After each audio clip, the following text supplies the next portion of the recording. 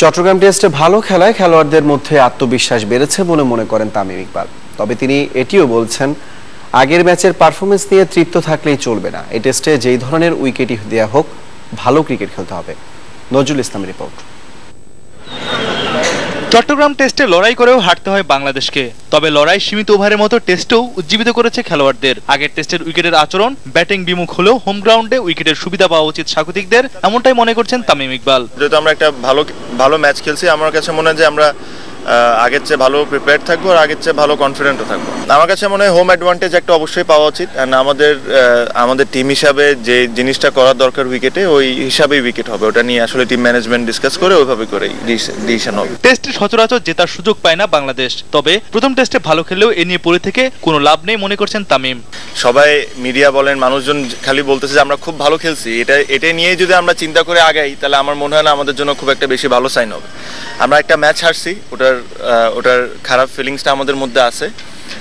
কিছু পজিটিভ জিনিসটা অবশ্যই ছিল যে আমরা 5 দিনই কমপ্লিট করছি, বাট যদি আমরা ম্যাচটা জিততে পারতাম তাহলে হয়তো একটা অন্যরকম ফিলিং থাকতো। এদিকে ইংল্যান্ডের মতো দলের বিপক্ষে ভালো খেলার কোনো বিকল্প নেই। উইকেট ব্যাটিং সহায়ক হলে তা কাজে লাগাতে না পারলে ম্যাচ জেতার কোনো সুযোগ থাকবে না।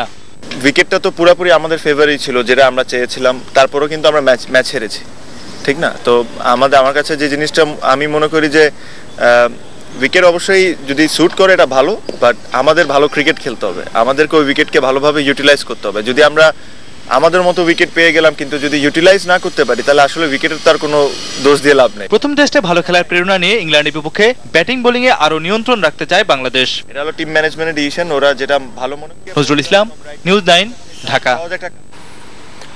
সাব্বির রহমানকে নিয়ে দুশ্চিন্তার কিছু নেই, তিনি সাধারণ গ্যাস্ট্রিক সমস্যায় ভুগছেন। জাতীয় দলের ফিজিও বাজিদুল ইসলাম জানিয়েছেন, বৃহস্পতিবারই অনুশীলনে যোগ দেবেন সাব্বির। আজকে ওর এন্ডোস্কোপি টেস্ট করানো হয়েছিল, যে আমরা যে সাসপেক্টিং যেগুলি চিন্তা করতেছিলাম ওরকম কোনো সমস্যা ওর নাই।